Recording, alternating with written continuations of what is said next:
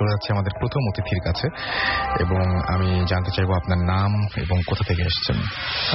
আমি শান্তনু, আমি মিরপুর থেকে এসেছি। আপনার ম্যাক্সিমাম ঘটনাগুলো তো দেশের বাইরে ঘটেছে। দীর্ঘ একটা সময় আপনি দেশের বাইরে ছিলেন এবং সেই জায়গাগুলোতে আপনি আপনার ঘটনাগুলো, সেই জায়গাতে আপনার এক্সপেরিয়েন্স গুলো হয়েছে আর কি। সো কোথায় ঘটেছে ঘটনাগুলো? এটা আমার ঘটেছে লন্ডনের বাইরে আর কি। আচ্ছা, এটা লন্ডন থেকে প্রায় 2 থেকে 2.5 ঘন্টা যেতে লাগে আর কি। আচ্ছা, আমি খুবই মজা পেয়েছি, খুবই অদ্ভুত লেগেছে আপনার ঘটনাগুলো। তো আমরা ঘটনা শুনি। আচ্ছা, আমরা একটা রেস্টুরেন্টের খোঁজ পাই যে টেক ওয়ে অ্যান্ড রেস্টুরেন্ট, এটা লন্ডনের বাইরে।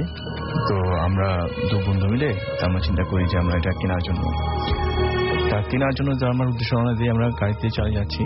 খুব অন্ধকার পরিবেশ রানওয়ে থেকে যাওয়ার সময় হঠাৎ করার সময় খরগোশ করে অনেক কিছু দেখা যায়। যাই হোক, অনেকক্ষণ 2 ঘন্টা কি 2.5 ঘন্টা আমরা গাড়ি ড্রাইভ করে ওইখানে আমরা পৌঁছানোর পরে তখন আমরা রেস্টুরেন্টটা ঠিক তখন তো ক্লোজ হয়ে গেছে, রাত 2 বাজে 2:30 বাজে। তো আমরা কি করলাম, 2 বন্ধু মিলে আমরা রেস্টুরেন্টের লুকটা দেখলাম আর ভিতর দিয়ে। ভিতর যখন লুক দেখি একটা সাদা কাপড় যে কুটরালার মতো, তো ওটা পরে আছে। তা হয়তো ভাবলাম হয়তো এটা আমার হয়তো চোখের ভুল। 2 বন্ধু বললাম যে এটা কি দেখলাম, তো বলছে আচ্ছা ঠিক আছে সমস্যা নেই। আবার ভালো করে তাকায় দেখলাম, দেখি একটু কাপড়টা নড়ছে। তখন ভাই বললাম যে না, এটা সামথিং রং, কিছু একটা আছে। তো আমরা রওনা দিলাম। বাবা বললাম না, তাহলে এখানে থাকা যাবে না, পরে এটা আমরা মানুষের কথা বলবো। তো গাড়ি নিয়ে যাচ্ছি, যাওয়ার পথে তো হঠাৎ করে আমাদের টয়লেট পেশাব করার জন্য। তো আমরা বললাম যে তাহলে একটা ট্যাক্সি গাড়ি বুক করি, গাড়ি থেকে আমরা তাহলে করি। তো বলতেছে যে, আমি বললাম যে না, এত অন্ধকার এরিয়া, এত ডার্ক এরিয়া এখানে করা ঠিক হবে না, তাহলে আমরা কোনো রেস্টুরেন্ট যদি পাই, আমরা খোলা যদি থাকে সেই জায়গাটা খুঁজে বের করবো। তো যাই হোক, তো কিছুক্ষণ ড্রাইভ করার পরে একটা আলো দেখলাম, ডিস্কো ক্লাব আর কি, নাইট ক্লাব। তো ওখানে দেখার পরে ভাবলাম যে ঠিক আছে, এখানে অনুমতি নিয়ে তাহলে আমরা ভিতরে ঢোকা যায়। তো যখন আমরা গেটের ভিতরে ঢুকলাম, ঢোকার পরে তখন ম্যানেজারকে জিজ্ঞেস করলাম যে can I use that hall please. তখন বললো যে yes you can, it's up to you. তখন আমরা বললাম যে না ঠিক আছে, নর্মাল ব্যাপার। আমরা হেঁটে যাচ্ছিলাম, কিন্তু সবচেয়ে মজার জিনিস হচ্ছে যখন আমরা যে লোকগুলো ছিল সবাই আমাদের তাকিয়েছিল। সঙ্গে সঙ্গে সবাই একসাথে, হ্যাঁ, মনে হচ্ছে আমরা একটা কোনো ভিন্ন গ্রহের মানুষ, এরকম। যাই হোক, আমরা বললাম না তাকিয়ে আমরা সোজা চলে গেলাম করিডোর দিয়ে। করিডোরে যখন আমরা টয়লেট করে যখন আমরা আসার পর যখন বেরোচ্ছি, বেরোর সময় দেখি সম্পূর্ণ অন্ধকার এবং একটা ছোট্ট একটা ক্যান্ডেল জ্বলছিল। জ্বলার পরে ঠিক একটা কোণা মনে, যেই মূর্তিটা আমরা দেখেছি ওই রেস্টুরেন্টে, অন্ধকার বলতে আপনি বোঝাচ্ছেন যে কেউ নাই, একজন কেউ ছিল না। যে একটা ছোট্ট একটা ক্যান্ডেলের মধ্যে হালকা দূরের থেকে জ্বলছিল আর কি। তো ওই আলোতে ওই সাদা যে আমরা যে রেস্টুরেন্টে দেখেছি একজন মাথা কভার দেওয়া, তো ওই লোকটাকে আবার দেখতে পেলাম। দেখার খুব ভয় পেয়ে গেলাম। ভয় পাওয়ার পরে তারপর দূরে বেরিয়ে আসলাম। বেরিয়ে আসার পরে খুব ভয়, যে বন্ধু ড্রাইভ করবে সে খুব ভয় কাঁপতেছিল, কি করা যায়। আমি নার্ভাস হওয়ার কিছু দরকার নেই, বিসমিল্লাহ করে স্টার্ট দাও। যাওয়ার পরে তখন আমরা গাড়িতে চালিয়ে যাচ্ছিলাম। যাওয়ার পরে একটা পেট্রোল পাম্প পেলাম। পেট্রোল পাম্পে পাওয়ার পরে তখন জিজ্ঞেস করলাম যে এখানে একটা নাইট ক্লাব আছে। তখন পেট্রোল পাম্পের লোকটা বললো যে এখানে নাইট ক্লাব পেলা কোত্থেকে, এখানে তো নাইট ক্লাব থাকার কথা। আমি বললাম না, আমরা তো একটু আগে আমরা একটু করে আসছি, টয়লেট ইউজ করে আসছি। বলতেছেন না, এটা অনেক আগে, সেটা তোমরা দেখেছো আর কি। তখন আমরা বললাম আচ্ছা ঠিক আছে, অনেক আগে সামথিং হ্যাপেন, কিছু একটা হচ্ছে। তখন আমরা কি করলাম যে কিছু চিজ টিজ কিনে বা ড্রিঙ্কস কিনে আমরা গাড়িতে বসলাম। সবচেয়ে মজার জিনিস হচ্ছে গাড়িটা যখন যত স্পিডে বাড়াচ্ছে, গাড়িটার ভিতরে কেন জানি ভর করে আছে, যে না কেউ একজন আমাদের গাড়ির ভিতরে বসেছে। গাড়ির স্পিড যত টানছে কিন্তু গাড়িটা চাচ্ছে না, আগাচ্ছে না। যাই হোক, পরে তখন যতটুকু সুন্দর পারা যায় করলাম। করার পরে সবচেয়ে মজার জিনিস হচ্ছে গাড়িটা যখন যাচ্ছে, এক সময় গাড়িটা হালকা হয়ে গেল, স্পিড পুরো বেড়ে যাচ্ছে। ঠিক দূরের মধ্যে দেখি ওই শ্যাডোটা রাস্তার ধারে দাঁড়িয়ে আছে, যেটাকে আপনি প্রথম রেস্টুরেন্টে দেখেছিলেন। ইভেন কি আমি যেখানে ভাবিয়ে দেখেছি সেই শ্যাডোটা ওখানে দাঁড়িয়ে আছে। তখন আমি বললাম যে গাড়ি না থাকলে চালিয়ে যান এক সাইড, কোনো হর্ন না হয়ে যায়। তবে চলে আসি আমরা বাসায়। বাসা আসার পরে তো আমাদের দুজন প্রচন্ড জ্বর, হচ্ছে আমার কাহিনীটা। থ্যাংক ইউ সো মাচ আপনার প্রথম ঘটনার জন্য। আপনাকে অনেক অনেক ধন্যবাদ। আমি দেখতে পাচ্ছি যে আমাদেরকে অনেকে এর মধ্যে এসএমএসও করে ফেলেছেন। আমরা কিছু কিছু মানুষ আছেন সবসময় আমাদেরকে এসএমএস দিয়ে আমাদের সঙ্গে আছেন এটা জানিয়ে দেন। হাফিজ, ফারুক, তারেক তারা এসএমএস করেছেন এবং এসএমএস পড়তে অনুরোধ করেছেন। আমি এসএমএস পড়ে ফেললাম। উবাইদুল্লাহ রায়হান আমাদের এসএমএস করেছেন। এছাড়াও আমাদেরকে এসএমএস করেছেন শরণ আগারগাঁও থেকে, রাজশাহী কলেজিয়েট স্কুল থেকে আমাদের এসএমএস করেছেন, নামটা লেখেননি। জাহিদ আমাদের এসএমএস করেছেন এবং তিনি আমাদের সাথে রেগুলার থাকেন সেটা জানিয়েছেন, আমাদেরকে এসএমএস করেছেন। এছাড়াও লাবণী মাসুম এবং তারা বলছেন যে তারা ভয় পায় না, এটা তারা জানিয়েছেন আর কি। মোহাম্মদ আসিফ আমাদের এসএমএস করেছেন এবং আমাদেরকে এসএমএস করেছেন মিম, রাকিব, নাসির, ইয়াহিয়া, তারপরে ময়না এবং রাসেল ও সাদি। আমাদেরকে তারা সিরাজগঞ্জ থেকে এসএমএস করেছেন। মিম, রাকিব, নাসির আমাদের আচ্ছা এই এসএমএসটা পরপর দুইবার এসছে আর কি। নিম্মি আমাদের এসএমএস করেছেন এবং তার কাছে ভালো লাগছে ভূত এফএম। এছাড়া আমাদেরকে এসএমএস করেছেন দেখতে পাচ্ছি আরো অনেকেই।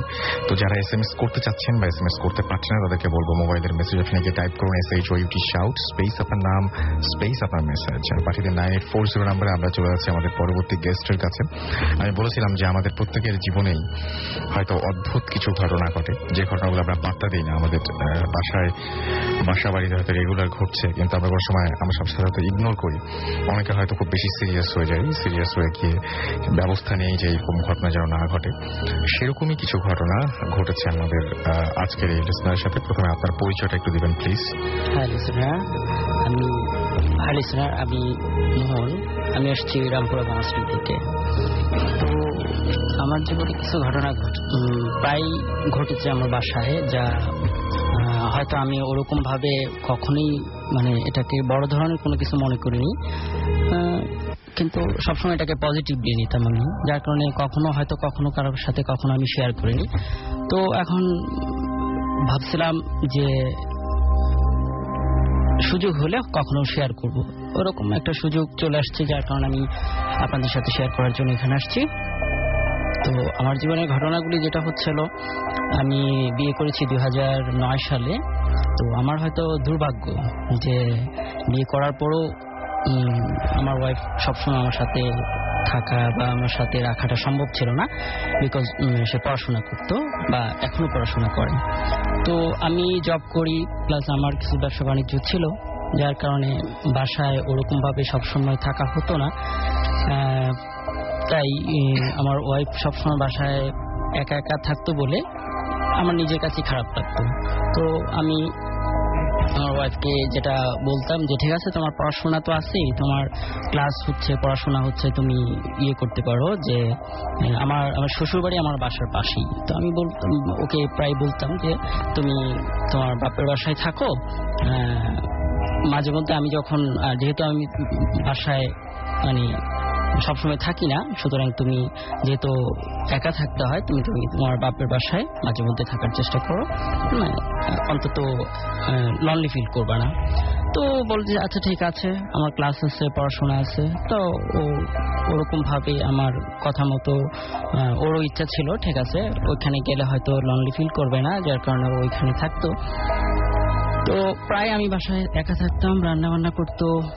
আমার বুয়া ছিল, পার্মানেন্ট বুয়া ছিল, যদিও পার্মানেন্ট সবসময় বাসায় থাকতো না, সে অনেকটা ছোট বুয়ার মতো ছিল ব্যাপারটা। প্রতিদিন এসে রান্না বান্না করতো, প্রতিদিন সবকিছুই, ঘরের যত ধরনের কাজ ছিল সবকিছুই বুয়া করতো।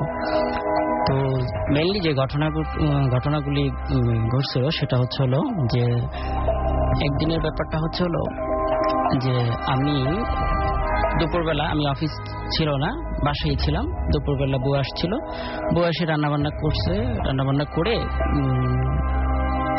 বুয়া চলে গেছে দুপুরবেলা। আমি খাওয়া দাওয়া গোসল করে ডাইনিং টেবিলে বসলাম খাওয়ার জন্য। খেতে বসে ওই টেবিলের মধ্যে সবকিছু গোছানো ছিল, আমি প্লেট নিলাম, প্লেট নিয়ে ভাত নিলাম, ভাত নিয়ে ওই যেটা তরকারি ছিল ওইখানে 2 টুকরো মাছ রান্না করা ছিল। যেহেতু বাসায় অন্য কেউ ছিল না, আমি একাই ছিলাম, হয়তো আমি দুপুরবেলা 1 টুকরো মাছ খাবো আর রাত্রেবেলা আরেক টুকরো খাবো, সেটাই ছিল। সাথে ডালটা ছিল ওরকম। তো আমি দুপুরবেলা 1 টুকরো মাছ খেয়ে ফেলেছি।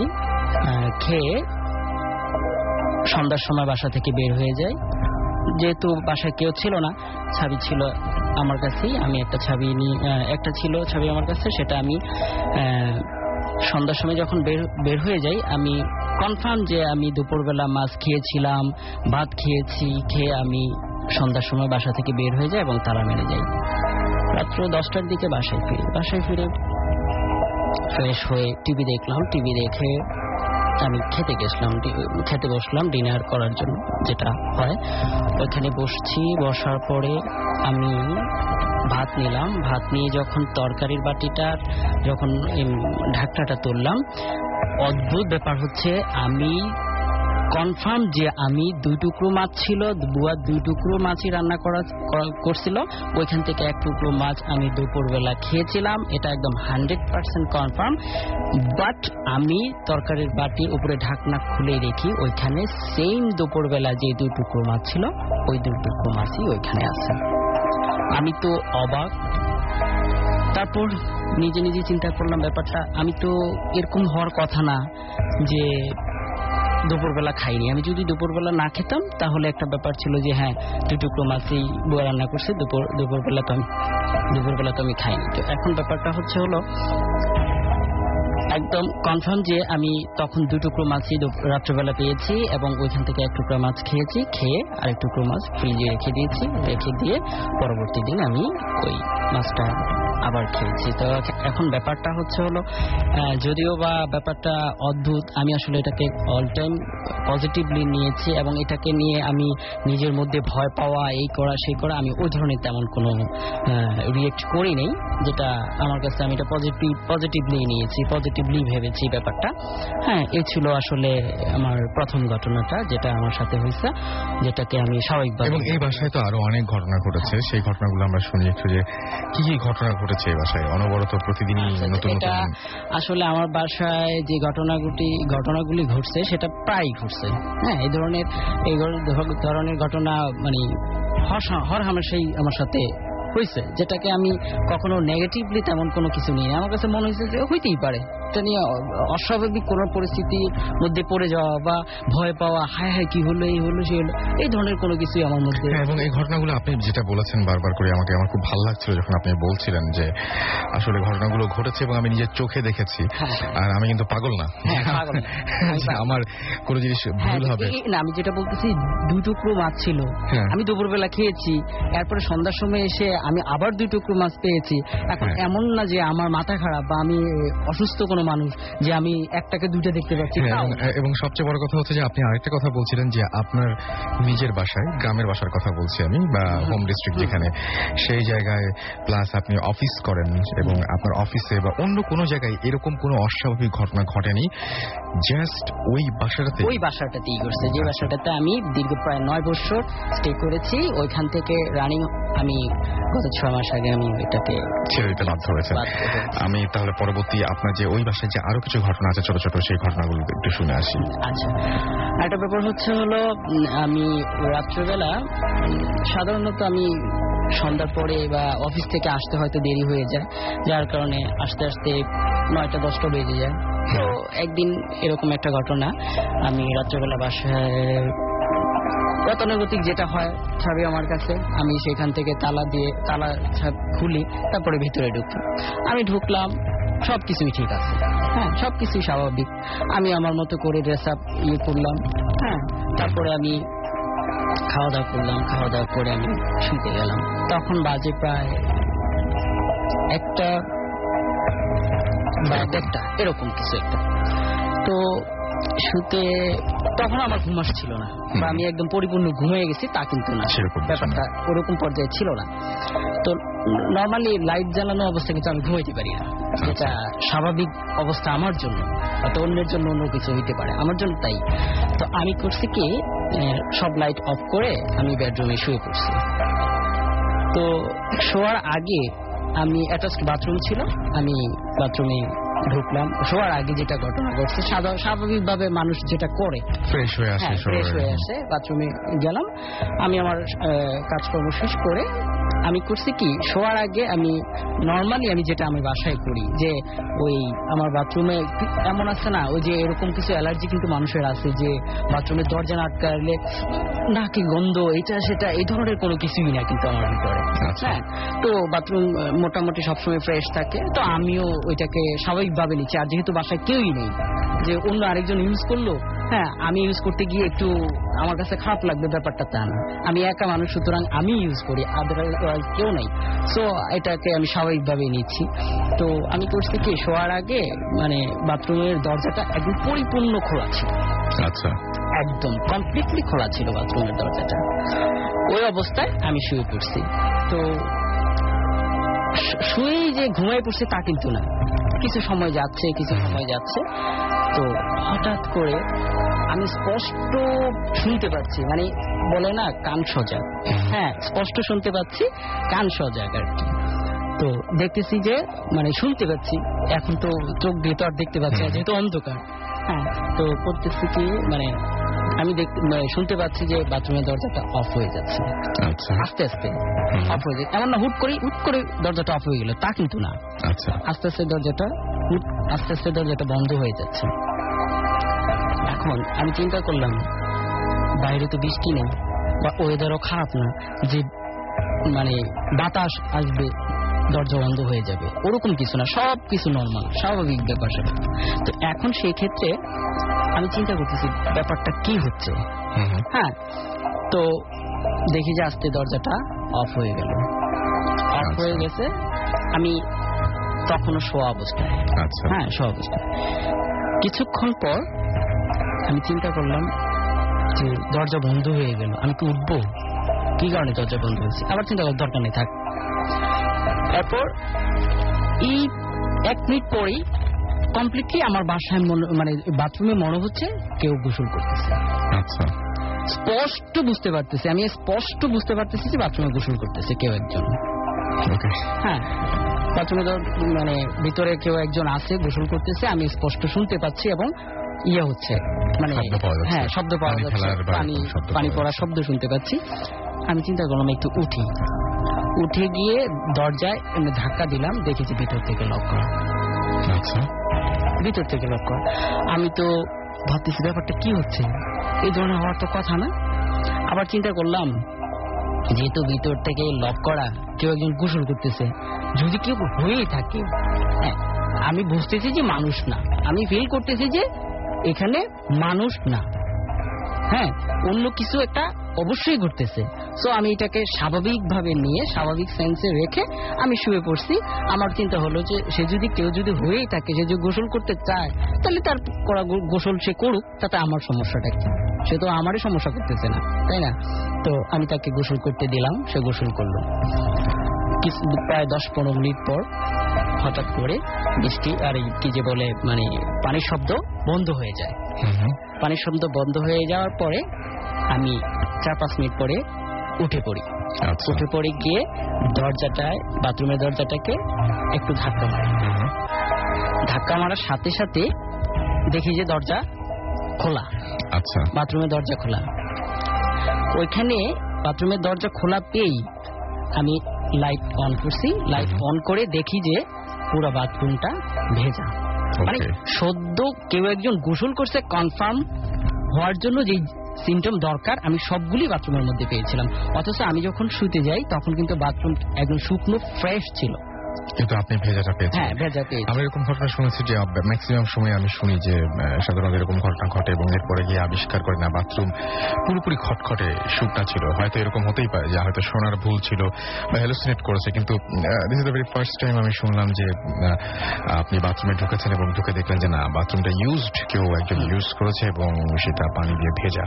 Right, thank you so much. এটা আপনার সেকেন্ড ঘটনা ছিল, রাইট? আমরা আবারও আপনার কাছে ফিরে আসবো, তবে তার আগে আমাদেরকে ছোট্ট বিজ্ঞাপন বিরতি নিতে হবে এবং এরপরে আমরা আবার ফিরে আসবো। সো আপনারা যারা আমাদের সঙ্গে রয়েছেন কোথাও যাবেন না, জাস্ট আমাদের সঙ্গেই থাকুন। স্টে টিউনড রেডিও ফুর্তি অ্যান্ড ডোন্ট স্টপ দ্য ফুর্তি। ফিরে আসছি একটু পরেই।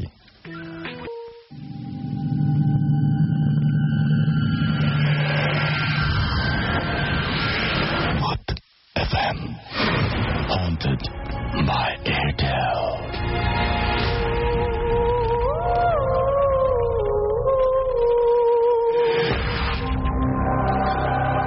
শুনছেন সবসময় রেডিও ফুর্তি চলছে ভূত এফএম হন্টেড বাই এয়ারটেল। ঘড়িতে সময় রাত 12:26 আর আমি এই মুহূর্তে দেখতে পাচ্ছি আমাকে ওয়াকিল SMS করেছেন কলতা বাজার থেকে।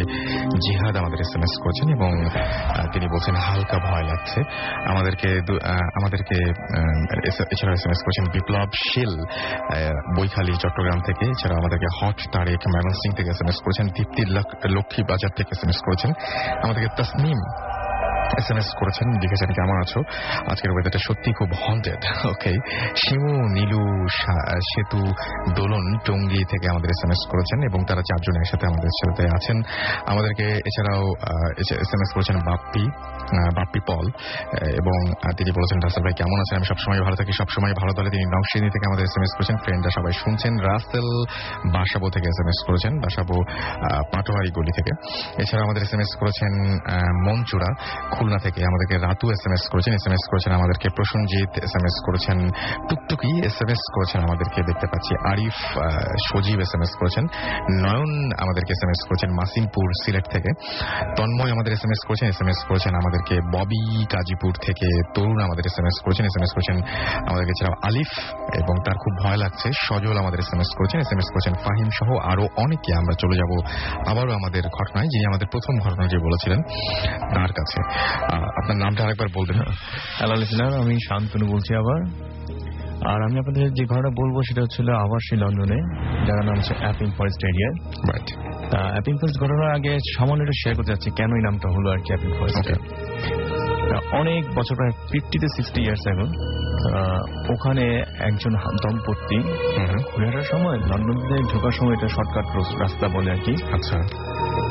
তো ওখানে যাওয়ার সময় হঠাৎ করে গাড়ির তেল শেষ হয়ে যায়। আচ্ছা। শেষ হওয়ার পরে তখন তার হাজবেন্ড বললো যে তুমি এক কাজ করো, তুমি গাড়িতে বসে থাকো, আর কেউ আসলে খুলবে না, গাড়ি গেট লক খুলবেন যতক্ষণ আমি না ফিরে আসি। আচ্ছা। আমি দেখি কোথাও কোন তেল পাই কিনা। যাই হোক, তারপর হাজবেন্ড আপনার চলে যাবো যতটুকু গাড়ির আলোতে দেখা যায় লাইটটা, একসময় হারিয়ে গেল। ঠিক 30 minutes পরে, 35 minutes পরে তখন গাড়ির উপরে কি পাম্পিং হচ্ছে, গাড়িটা কেউ নাড়াচ্ছে আর কিছু নখের আঁচড়ের শব্দ। তো মহিলা খুব ভয় পেয়ে যায়। ভয় পাওয়া যাওয়ার পরে একসময় সে সেন্সেস হারিয়ে গেল। ঠিক সকালের দিকে পুলিশ সব এসে পড়ে। আসার পরে তখন সরপরে মহিলাকে জিজ্ঞেস করে তুমি এখানে কি করছো। তো মহিলা খুব ভয় পেয়ে যায় এতগুলো পুলিশ দেখে। তো বললো গেট খুলতো, গেট খুলে আসলো। তো মহিলা বলছে যে আমার হাজবেন্ড গতকালকে রাতে তেল আনতে গিয়েছিল, তো গাড়ির তেল শেষ হয়ে গেছে, সেই কারণে সে আমাকে রেখে গেল। রেখে যাওয়ার পর ঠিক 30-35 minutes পরে এরকম গাড়ির উপরে স্ক্র্যাচের শব্দ, গাড়ি পাম্পিং এর শব্দ। তো বললো তোমার হাজবেন্ড দেখতে কেমন। তো হাজবেন্ডের বর্ণনা দিলেন। বর্ণনা দেওয়ার পরে তখন তিনি একটা লাশ দেখালেন, লাশটা গলা কাটা এবং সেই গলার লাশটা তার হাজবেন্ডকে। তখন এটা দেখার পরে মহিলা অজ্ঞান হয়ে যায়। এটা আপনার লন্ডন হিস্টোরি মিউজিয়াম এগুলো আছে। তারপর থেকে এখানে হন্টেড সব ব্যাপার, তারপর এখান থেকে হন্টেড ব্যাপারগুলো আসে। যেহেতু এটা আপনার আশেপাশে কোনো ঘর বাড়ি নেই, কোনো কিছু নেই, তার আগে আমরা এটা সম্বন্ধে জানি যে হন্টেড কারণ হচ্ছে অনেক আগে 1700 সালের কাহিনী, 1700 থেকে 1800 অব্দি সময়। তখনকার সময় মানুষকে আপনাকে হ্যাঙ্গিং করে রাখতো, গলার মধ্যে ফাঁসি দিয়ে ঝুলে রাখতো ওখানে।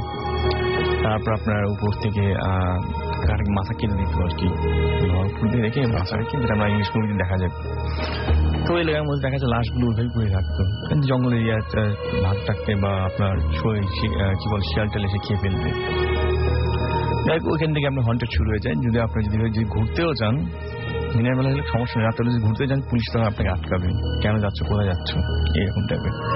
যাই হোক, তখন আমরা 5 বন্ধু মিলে চিন্তা করলাম যে আমরা ওই জায়গাটা ভিজিট করবো। আর ওখানে দুটো গির্জা আছে। একটা গির্জা হচ্ছে 1733 সালের গির্জা আর কি, বহুত পুরনো, হ্যাঙ্গিং হিল অবস্থিত। তা আমরা 5 বন্ধু ঠিক করলাম যে ঠিক আছে। তাই সেটা ছিল বক্সিং ডে, 26 ডিসেম্বর। তা তখন হালকা হালকা আলো ছায়া খেলা, যেহেতু পূর্ণিমা ছিল, মেঘে আলো ছায়া খেলা হচ্ছিল। তো লন্ডন থেকে, আমি যে এলাকায় থাকি এটা লন্ডনের এক প্রান্তে থাকে হোয়াইটলিফ এরিয়া। হোয়াইটলিফ এরিয়া থেকে আমার যেতে লাগে, ওই এরিয়ায় পৌঁছাতে লাগে 2 থেকে 2.5 ঘন্টা। তো আমার একটা টমটম মানে যেটা নেভিগেশন যেটা বলে গাড়ি, ওই নেভিগেশন সিস্টেম ছিল। তো এক পর্যায়ে ওই অ্যাপিং ফার্স্ট ঢোকার পর এটা কাজ করে না, ইভেন কি মোবাইলে নেটওয়ার্ক কাজ করে না। যাই হোক, 5 বন্ধু মিলে আমরা রওনা হলাম। রওনা হতে তখন যখন টমটম যেটা আমার নেভিগেশন সিস্টেমটা ওখান মধ্যে স্টপ হয়ে যায়, এরপরে আর কোন কাজ করে না। তো একসময় যাওয়ার সময় যখন আমি রাস্তায় যাচ্ছিলাম হঠাৎ করে একটা ট্যাক্সি ক্যাব আমি দেখতে পাই লোকটাকে। কিন্তু তখন আমি চিন্তা করলাম ট্যাক্সি ক্যাব এখানে কেন, কারণ এখানে তো কোনো ঘর বাড়ি নেই, কোনো কিছু নেই। তখন ট্যাক্সিকে জিজ্ঞেস করলাম যে হ্যালো হাই, যে আমি ট্রাফিং ফার্স্ট এড যাচ্ছি, রাস্তা কি এইটা মেক শিওর হওয়ার জন্য। তখন সে বললো যে আপনি কেন যাচ্ছ? তাই আমি মজা করে বললাম যে কোচ দেখতে যাচ্ছি, ভূত দেখতে যাচ্ছি। তখন বলতেছে যে তুমি কি আমার সাথে যোগ করছো, স্টিলিং মি? আমি বললাম না, আই এম সিরিয়াস। ঠিক আছে যাও, এদিকে যাও, সোজা আসলে থ্যাংকস বলে তাকে আমি গাড়ি চালিয়ে গেলাম। গাড়ি চালিয়ে যেতে তা বিভিন্ন ওই আগের মতোই আর কি হরিণ টরিং দেখা যাচ্ছে, কারণ চতুর্দিকে কোনো লাইট পাতি কিছু নেই। যাচ্ছি যাওয়ার পরে একসময় একটা ঠিক 35 মিনিটস হবে সম্ভবত, মানে এরকম গাড়ি ড্রাইভ করে একটা রাউন্ড এবার পেলাম। রাউন্ড এবার মধ্যে 5টা রাস্তা পেলাম। 5টা রাস্তা যখন পেলাম, আর সবচেয়ে মজা জিনিস হচ্ছে রাস্তাগুলোর মধ্যে কোনো, এই জায়গাটা বলা হচ্ছে অ্যাপিং ফরেস্ট, এখান থেকে শুরু আর কি। 5টা রাস্তার মধ্যে কোনোটার মধ্যে কোনো চিহ্ন নেই যে এই রাস্তার নাম কি বা এই রোডে যেতে হবে। তখন আমি কি করলাম যে রাউন্ডের মধ্যে 4-5টা লাইট জ্বলছিল আর 2-1টা বাড়ি দেখা যাচ্ছিল। যাই তখন রাত 2টো কি 2:15 বাজে। তখন আমি গাড়ি নিয়ে 3বার রাউন্ড করলাম। রাউন্ড করার পর কোন রোড দিয়ে ঢুকবো, হঠাৎ করে দেখি একটা রোড থেকে একটা বুড়ো মহিলা 80 বা 85 এরকম হবে গাড়ি চালিয়ে হাত দিয়ে আমাদের না থামতে বললো বা কোনো কিছু বললো, টাটা দিচ্ছে আর কি এরকম। তার বন্ধুরা বললো হয়তো টাটা দিচ্ছে বা নানা বলছে, যে কোনো একটা কিছু হবে। তখন আমরা সবাই ডিসাইড করলাম তাহলে এক কাজ করি, যেহেতু বুড়ি মহিলা এখান দিয়ে আসছে নিশ্চয়ই কোনো ঘর বাড়ি কোনো কিছু পাবো, জঙ্গল টঙ্গল ফুটটু দেখতে পারবো, আমরা এই রোডেই ঢুকি। যাই হোক, পরে আমরা বন্ধুরা মিলে এই রোডে ঢুকলাম। ঢুকার পরে গাড়ি চালিয়ে যাচ্ছি, ঠিক 15-20 মিনিটসের মধ্যে একটা সাইনবোর্ড দেখতে পেলাম, সেটার নাম হচ্ছে হ্যাঙ্গিং হিল। আচ্ছা, তো গাড়ি নিয়ে পরে বললাম যে ঠিক আছে যাক, বন্ধুরা খুব মজা পাচ্ছি যে ভূত দেখতে পারবো। তার চেয়ে বড় কথা ভালো যে শীতকালে যে গাছের পাতা সবসময় থাকে না, সম্পূর্ণ খোলা থাকে। যাই হোক, যখন গাড়ি চালিয়ে উপরে যাচ্ছি, হিলের উপরে যখন যাচ্ছি, যাওয়ার সময় কুয়াশা মাঝে মাঝে এসে দেখা যাচ্ছে পুরো ভূতের মতন। তো বন্ধুরা খুব মজা পেলাম, না আসলে আমি কোচ দেখতে পেয়েছি, আসলে আমি ভূত দেখবো। যাই হোক, তারপরে যে আলো ছায়া খেলা, এক সময় যে একটা দেখলাম যে ঘরের মতো, তখন বুঝলাম যে এইটা একটা গির্জা। গাড়ির যখন আমার লাইটটা যখন ফোকাসটা যখন পড়লো, তখন দেখি যে কবরস্থান, ভাবলাম যে এটাই গির্জা। তার চেয়ে বলে রাখা ভালো, আমি যখন ভয় পাই তখন আমি গাড়ির ভিতরে একটা আল্লাহ ঝোলানো থাকি, ভয় পেলেই আমি এটা ধরে রাখি মনে সাহসের জন্য আর কি। যখন আমি বললাম যে বন্ধুরা বললাম ঠিক আছে আমি গাড়ি থেকে নামি, তো আমাকে বললো না নামতে পারেন, করলো না নেমো না, তোমার নামার দরকার নেই। তারপর আমি বললাম আসলে বন্ধু যেহেতু বলছে আমার নামার জানবো না, তাই ভয়ে আল্লাহটা ধরি। যেমন আনুষঙ্গিক আগুনে হাত দিয়ে আগুনটা হাত পুড়ে যায়, ঠিক সেই রকম ভাবে আমার হাতটা প্রচন্ড গরম হয়ে গেল। এবং সেকেন্ড বারকে ধরার চেষ্টা করলাম, সেকেন্ড বার সেই একই অবস্থা। তখন বুঝলাম যে বন্ধুরা বললাম যে সামথিং রং, কিছু একটা আছে এই জায়গায়।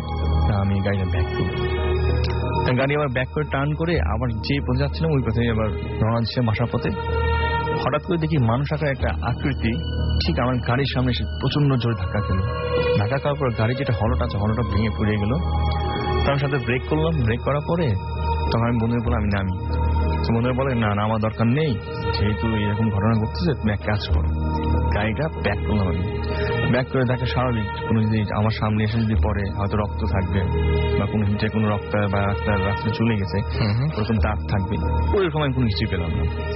তা বন্ধু বলে যা আমার হয়েছে থাক, তাহলে আমরা চলো আমরা রওনা দিই, আমার ভালো লাগতেছে না। আমি বললাম আচ্ছা ঠিক আছে বিসমিল্লাহ বলে আবার গাড়ি রওনা দিলাম। রওনা দেওয়ার সময় ঠিক পাশের দিকে, তখন আমি গাড়ি 30-35 কিলোমিটার চালাচ্ছি গাড়ি, ঠিক পাশে দিয়ে আরেকটা গাড়ি আসলো। গাড়ি সম্ভবত সবসময় সামনে প্লেটে নাম প্লেট থাকে, নেম প্লেট থাকে, কিন্তু গাড়িতে কোনো নেম প্লেটই ছিল না। ইভেন কি আমার গাড়ির লাইটের ফোকাসে সাধারণত ড্রাইভারকে দেখা যায় ড্রাইভ করছে, ড্রাইভার কেউ ছিল না। পাশে গাড়িটা চলে গেল খুব দ্রুত গতিতে পাস করলো। তখন বন্ধুদেরকে বললাম যে তোরা কি তোরা সবাই দেখলি? হ্যাঁ আমরা সবাই দেখলাম, সামথিং রং। তা বললো যে চাতাই চলো এখান থেকে আর বের করা না। তা আমি একটু ভয় পেয়ে গাড়ি খুব জোরে চালাতে রাখলাম। তো বন্ধুরা বললে আঁকা বাঁকা রাস্তা, এত জোরে গাড়ি চালার দরকার নেই, রিল্যাক্স, ঠান্ডা মাথা ঠান্ডা রাখো। তাই মাথা ঠান্ডা রেখে সেই রাউন্ডে করে আসলাম। কালকে আলো তখন বন্ধুরা বললাম কি হচ্ছে ঘটনা? তো বলতেছে এখন তো আলো আছে, সমস্যা নাই। বললাম না ঠিক আছে, তাহলে বাসায় যে আলোচনা করি আমরা, এখানে না বলি কারণ এখানে অবস্থা। আর তার চেয়ে বলে রাখা ভালো, যেহেতু ক্রিসমাস ডে 26 ডিসেম্বর ওদের খ্রিস্টানদের একটা গিফটের দিন আর কি, তো ওই দিনে ওরা সকালে ঘর থেকে বের হয় না, যেহেতু আমরা সবাই একসাথে ছুটি পেলাম একসাথে বন্ধুরা। যাই হোক, তো পরে গাড়ি নিয়ে আমি চলে যাচ্ছি। যাওয়ার সময় চতুর্দিকে রাস্তা পুরো অন্ধকার, লাইট বাতি কিছু নেই, চালাচ্ছি। ঠিক আমার গাড়ি 80 to 90 মিনিট চালাচ্ছি। পিছন থেকে দেখি একটা গাড়ি লুকিং গ্লাসে দেখি আমার একটা গাড়ি ফলো করতেছে আমাকে। তা আমি যতই গাড়ি আগাচ্ছি সে আমার থেকে দ্বিগুণ স্পিডে এরকমভাবে আগাচ্ছে। একসময় 200 গজ, 50 গজ, 100 গজের কাছাকাছি আসলো। তখন আমি ভাবলাম যে হয়তো প্রাইভেট কোনো পুলিশ হতে পারে, গোয়েন্দা পুলিশ, হয়তো আমরা এখানে কি করছি এত রাতের বেলায়। তা আমি গেলাম গাড়িটা আস্তে করে একসাথে পার্ক করলাম। পার্ক করার পরে সবচেয়ে মজার জিনিস হচ্ছে গাড়িটা যখন দেখলাম লুকিং গ্লাসে 50 গজের সামনে আসলো, হঠাৎ করে লাইট সব অফ গাড়ির পিছন থেকে। আর এই যেহেতু বললাম যে মেঘের আলো ছায়া খেলছে, তখন গাড়ি থেকে আমি নেমে দেখি আলোতে পুরো হালকা রোডটা দেখা গেল যে পুরো রোডে মধ্যে কেউ নেই। তখন আমি গাড়িটা বন্ধ করে আমার গাড়ি স্টার্ট নিয়ে আমি ব্যাক করলাম। বললাম কি হলো? আমি না কিছু না, সামথিং রং, কিছু একটা হচ্ছে। তা আমি গাড়ি নিয়ে খুব দ্রুত চলে আসলাম 70, 80, 90 একসাথে গাড়ি ধরার জন্য, কিছু একটা হবে, কোথায় যাবে। আর জঙ্গল, হ্যাঁ ইউটার্ন করলাম আর কি। জঙ্গলের ভিতরে ঢুকতে পারবে না এই কারণে, জঙ্গলের গাছগুলো খুব ঘন ঘন, গাড়ি রাখার ঢোকার কোনো রাস্তাই নেই। যাওয়ার পরে আবার সেই 15 মিনিট আবার সেই রাউন্ড এভারে আসলাম। রাউন্ড এভারে আসার পরে দেখলাম না, কোনো কিছু না। তখন আমার একটা ফ্রেন্ড সে আবার মোটামুটি কোনো কিছু জানে, সে বলতেছে দেখো হয়তো আমরা যে গাড়িটা আমরা পাস করে গেলাম, হয়তো সেই গাড়িটা আমরা ধাওয়া করলো, বা তার যে এরিয়া ছিল ওই এরিয়া পর্যন্ত তোমার সীমানার বাইরে ছিল, আমরা সীমানা অতিক্রম করে ফেলছিল, সে আমাদের ক্যাচ করতে পারেনি বা কোনো ক্ষতি করতো। এর চেয়ে ভালো তাহলে চলে যাই আমরা।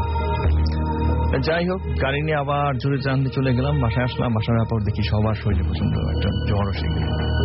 তারপরে সবচেয়ে মজার জিনিস হচ্ছে যখন যখন বড় ভাইকে বললাম, মোর্শেদ ভাইকে বললাম, ভাই এই কাহিনী, তো মোর্শেদ ভাই খুব ইন্টারেস্টেড, চলো যাই, আমি দেখে আসি। তখন রাত 1টা দেরি না করে সেটা সকাল 10টার দিকে, 11টার দিকে রাতের বেলা রওনা হলাম। ওই 4 বন্ধু ছিল। রওনা হওয়ার পরে সবচেয়ে মজার জিনিস কি হচ্ছে, ওই ফার্স্টে ওই জায়গাতে আসলাম, ওই রাউন্ড এভারে আসলাম, সবকিছু ঠিক আছে, কিন্তু রোডটা ভুলে গেছি, কোন রোডটার দিক নির্দেশনা। সবচেয়ে মজার জিনিস হচ্ছে 5টা রোডেই ঢুকলাম আমি, গাড়ি খুব স্লোতে 30-35 চালাচ্ছি। ঢুকার পরে ওই কোনো হ্যাঙ্গিং হিলে দেখলাম না লেখাটা। সবচেয়ে মজা আপনি প্রথমবার পেয়েছিলেন, আমি পেয়েছিলাম যে বুড়ো মহিলা পাস করে আমাকে বলছে না বলছে সামথিং লাইক দ্যাট। তো কিছুই পেলাম না। গাড়িটা আমি চালিয়ে যাচ্ছি, চালিয়ে যাওয়ার পর এত ওইখান থেকে দেখা গেল যে কয়েকটা গাড়ো ভারী পেলাম। তারপর দেখি আবার সেই জঙ্গল। আমি বললাম না, এত দূর তো আমি আসিনি, হয়তো এই রাস্তাতে গেলাম। সেখানে আমি জানি লেফট করেছি, আমি লেফটের রাস্তায় গেলাম, এত দূর তো আমি আসিনি, কারণ আমার ওখান থেকে রাউন্ড 10-20 মিনিট লাগে ভিতরে যেতে।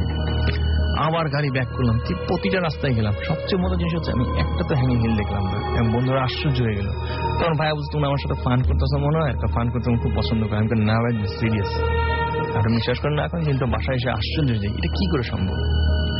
গতকালকে 2 দিন আগে যে রাস্তায় আমি গিয়েছি, যে আপর আমার যে ঘটনা ঘটলো এবং আমার আল্লাহটা গরম হয়ে গেল, তারপরে আমি দেখার পর ঠান্ডা হয়ে গেলাম যে না, সামথিং হ্যাপেন। আসল কথা কি, সবার ভিতরে সব জিনিসগুলো ঘটে না, যাদেরকে দেখায় তারাই মাত্র বুঝতে পারে। সেটাই এই হলো আমার ঘটনা। ওকে, থ্যাংক ইউ সো মাচ। আমরা আবারও আমাদের সেকেন্ড যে গেস্ট তার কাছে ফিরে যাচ্ছি, এবং যিনি বলছিলেন তার বাসায় বেশ কিছু ঘটনা ঘটে। তো আমরা কিছু দূর পর্যন্ত শুনেছিলাম, এবং তারপরে আবারও বাকিটা শুনবো। তবে তার একটা ছোট্ট ব্রেক নিতে হবে। বাট আপনারা কোথাও যাবেন না, আমাদের সঙ্গেই থাকুন। স্টে টিউনড টু রেডিও ফুর্তি এন্ড ডোন্ট স্টপ দ্য ফুর্তি।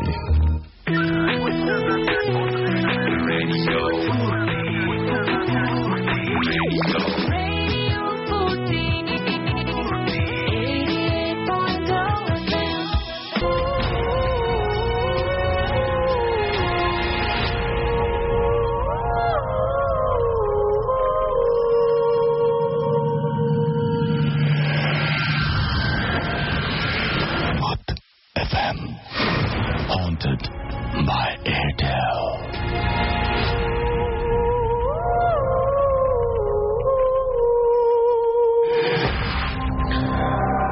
সবসময় রেডিও ফুর্তি, আর ঘড়িতে সময় রাত 12:45 চলছে ভূত এফএম হন্টেড বাই এয়ারটেল। আমি রাসেল আছি সাথে, আমার সাথে রয়েছে মাসুম এবং আজকের অতিথিরা। একটু আগে বলছিলাম যে আমরা আমাদের আবারও যে অতিথি দ্বিতীয় অতিথি তার কাছে আমরা ফিরে যাব। তবে তার আগে কিছু SMS পড়ছি। আমাকে সামিহা SMS করেছেন ক্যান্টনমেন্ট থেকে, লিখেছেন যে আপনারা কি ভূত এফএম এর কাহিনীগুলো শুনে ভয় করে না?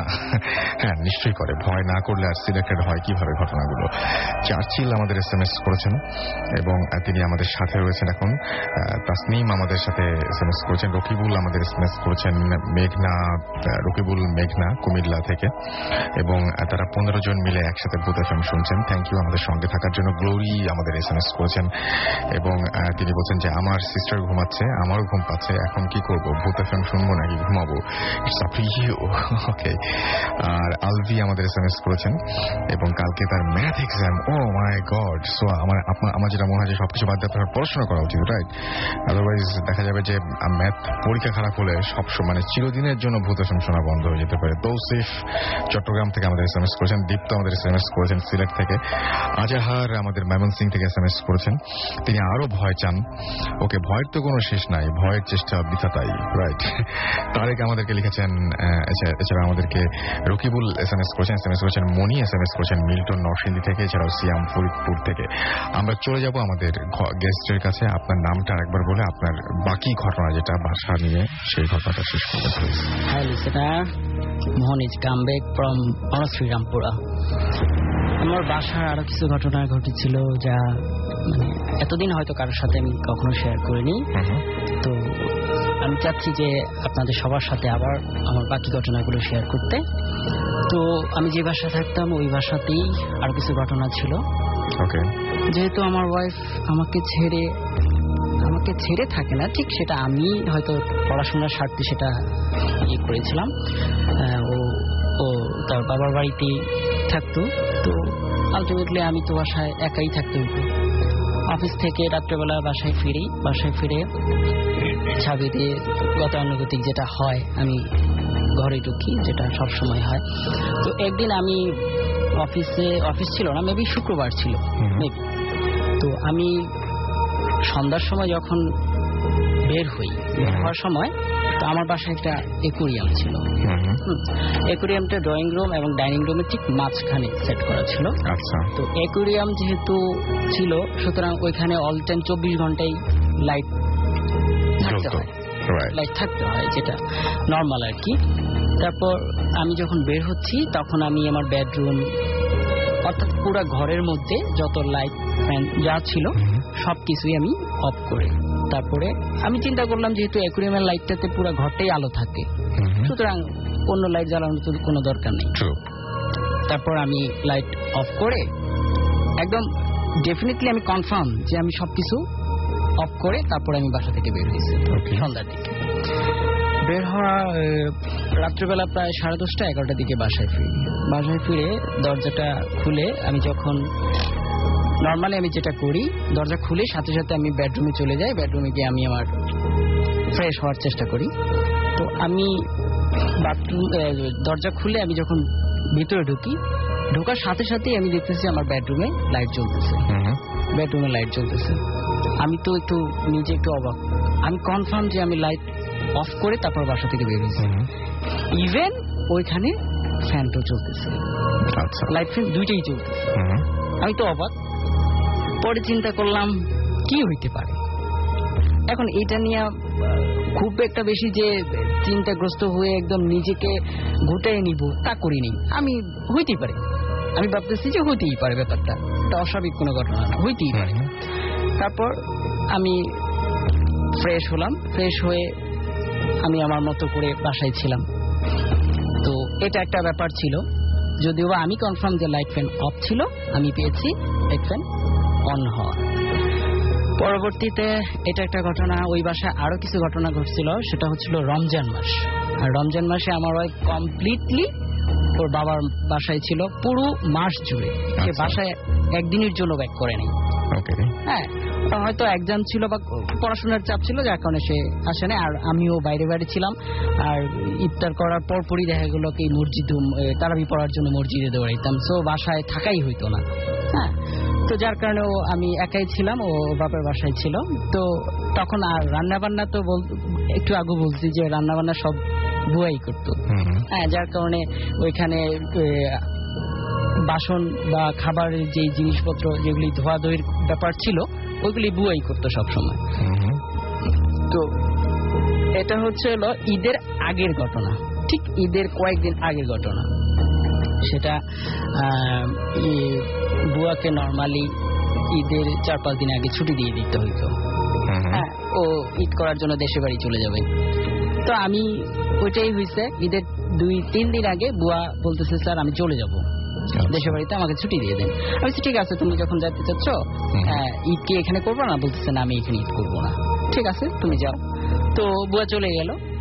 তো এখন তো পুরো দায়িত্বটা আমার উপর, রান্না বান্না খাওয়া দাওয়া সবকিছু এভরিথিং ক্লিন করার দায়িত্বটা এখন আমার উপর পড়ে আসছে।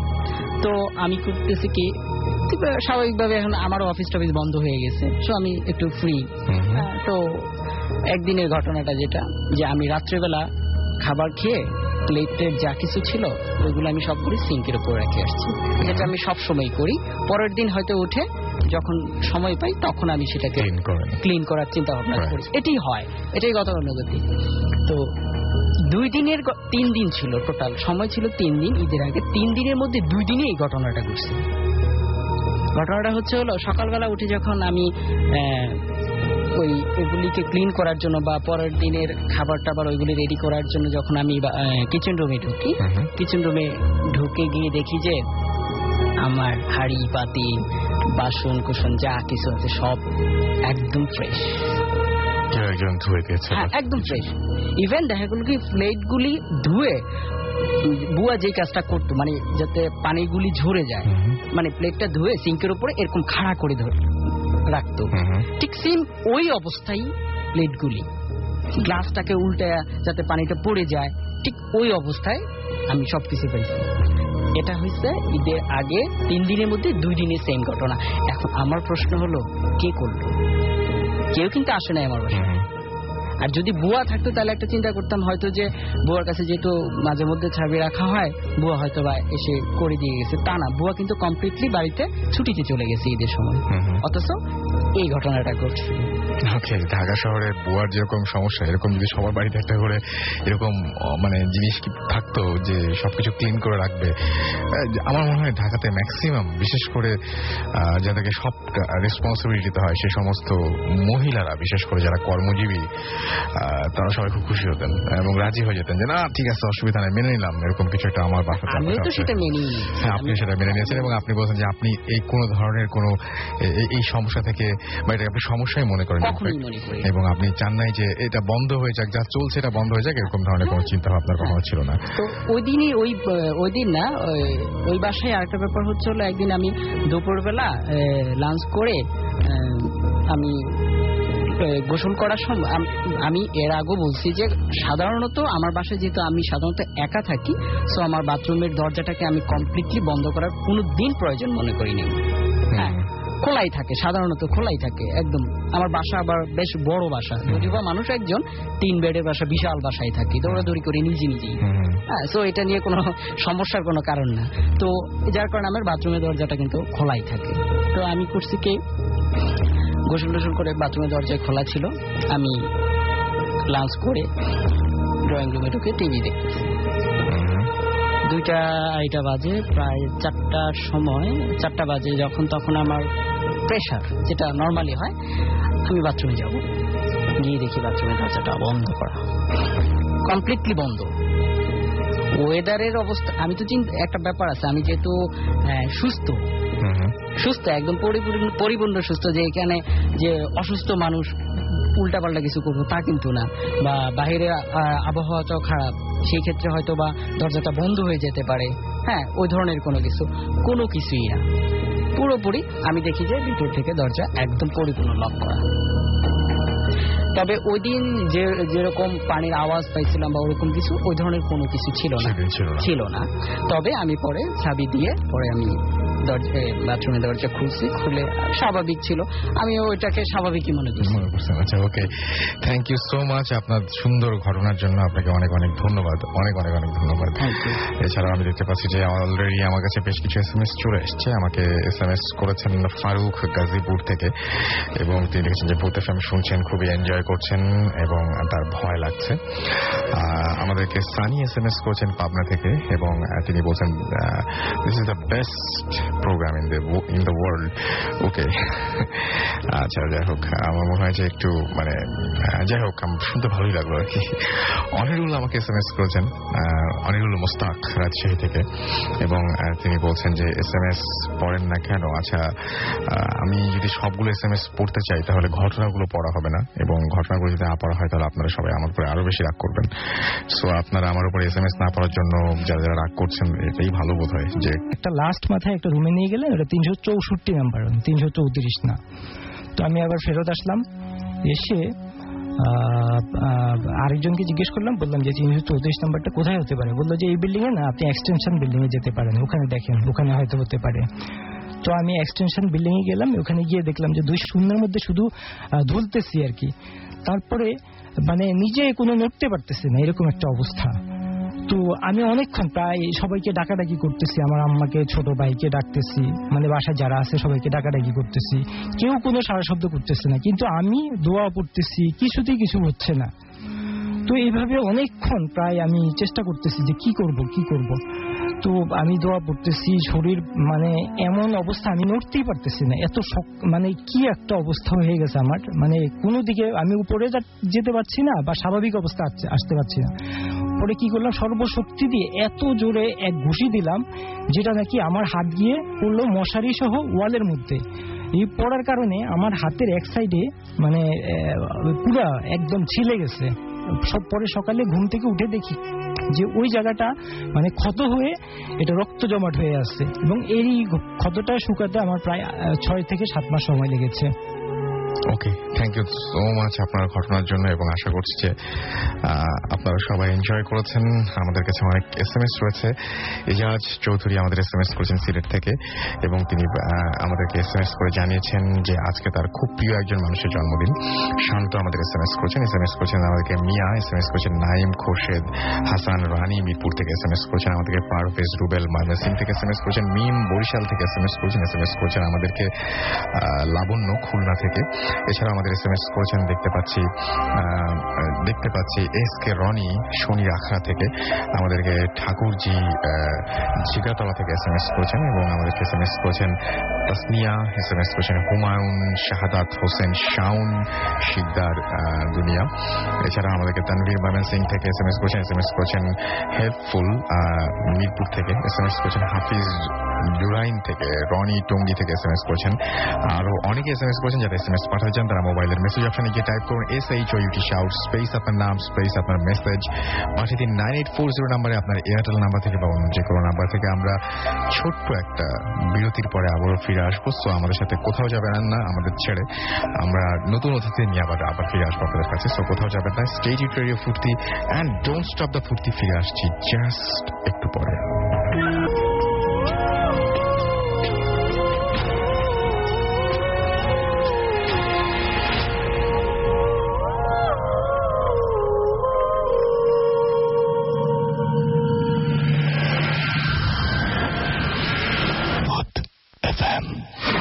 Haunted by Airtel.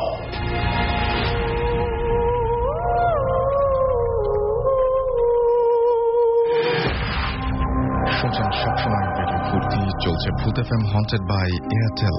আর এই মুহূর্তে ঘড়িতে সময় রাত 1:14। এখনো পর্যন্ত যারা জেগে আছেন এবং আমাদের সঙ্গে আছেন তাদের সবাইকে অনেক অনেক ধন্যবাদ। আমরা ইনফ্যাক্ট 2 বছরের বেশি সময় কাটিয়ে ফেলেছি ভূত FM, এবং এখনো পর্যন্ত আপনাদের অকৃত্রিম ভালোবাসার জন্য আমরা এগিয়ে চলেছি। এবং আপনারা যে মেইলগুলো পাঠান, ইমেইলগুলো পাঠান, সেখান থেকে আমরা সিলেক্ট করি ঘটনাগুলো, এবং ঘটনাগুলো সিলেক্ট করার পর আপনারা স্টুডিওতে আসেন, দূর দূরান্ত থেকে অনেক সময় আসেন। সেজন্য আপনাদের কাছে ঋণের শেষ নেই, এবং আমি শুধু বলতেই পারি যে এই ঋণ কোনোদিন শোধ হবে না। এটা শোধ করা আমার পক্ষে সম্ভব না। বাট আপনাদের এই যে অকৃত্রিম ভালোবাসা, আশা করছি যে বরাবরের মতো আগামী দিনগুলোতেও আপনাদের সেই ভালোবাসা আমরা পাবো, এবং আপনাদের ভালোবাসায় আমরা ধন্য হব, সেটাই আশা করছি। তো অনেকে SMS করছেন, অর্ণব SMS করছেন, আমি দেখতে পাচ্ছি। নতুন জয়েন করেছেন আমাদের সাথে আশিক নাটক থেকে আমাদের সাথে আছেন, বুলবুল আহমেদ মাহাদিপুর থেকে আমাদের সঙ্গে আছেন দেখতে পাচ্ছি হার্ট ডিজাইনার। এছাড়াও আজকে তার বার্থডে, জন্মদিনের অনেক অনেক শুভেচ্ছা থাকলো আপনার জন্য। জয় SMS করছেন আমাদেরকে সমাপ্তি উত্তরা থেকে, এবং তিনি ভূত এফএম শুনে নাকি অনেক ভয় পান সেটা জানিয়েছেন ফারুক। আমাদের এসএমএস করেছেন তিনি রেগুলার শোনেন ভূত এফএম এবং ভয়ে তিনি লাইট জ্বালিয়ে রেখে ঘুমাতে যান। লিওন আমাদের এসএমএস করেছেন চট্টগ্রাম থেকে। এছাড়াও আমাদেরকে রিকিতা এসএমএস করেছেন, আজকের ভূত এফএমটা খুব এনজয় করছেন তিনি। ডিউক, জামিল, আশিক, রাজন, এছাড়াও স্বাধীন সহ আরো অনেকে এসএমএস করেছেন। আমি দেখতে পাচ্ছি অদৃশ্য এসএমএস করেছেন আমাদেরকে অহরা ঢাকা থেকে। এবং আজকের তিনি বলছেন যে ভূত এফএম অলওয়েজ তার মানে ভালো লাগে এবং তিনি আজকে আমাদের সঙ্গে এই মুহূর্তে আছেন। আমাদের সঙ্গে আছেন এই মুহূর্তে ঋষাদ এবং শুভ। এছাড়াও আমাদের সঙ্গে রয়েছেন দেখতে পাচ্ছি দৃষ্টি, আমাদের সঙ্গে আরো আছেন মেহেদি সহ আরো অনেকে। সো আমরা কথা না বাড়িয়ে আবারও চলে যাব ঘটনায়। তবে তার আগে জানি আনফর্চুনেটলি কেউ যদি আমাদের এই এপিসোডটি মিস করে ফেলেন তাহলে চিন্তার কোনো কারণ নেই।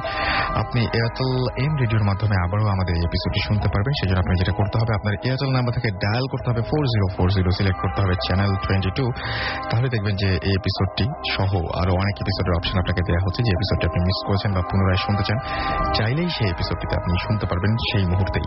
এছাড়াও আপনি ভূত এফএম টিউন যেটা রয়েছে সেটা আপনার কলার টিউন বা মাই টিউন হিসেবে সেট করে ফেলতে পারবেন। সেজন্য আপনাকে যেটা করতে হবে, কোড নাম্বারটা মনে রাখতে হবে। কোড নাম্বার ইজ, লিখে নিতে পারেন 92125। এটা হচ্ছে কোড নাম্বার এবং আপনি জাস্ট একটা এসএমএস পাঠিয়ে এই টিউনটি আপনার টিউন করে ফেলতে পারেন। সেজন্য আপনি যেটা করতে হবে, মোবাইলের মেসেজ অপশনে গিয়ে টাইপ করে ফেলতে হবে সিটি স্পেস দিয়ে 92125 এবং এই এসএমএসটি পাঠিয়ে দিতে হবে 3123 নাম্বারে, যেটা আমরা এখন প্লে করা হচ্ছে।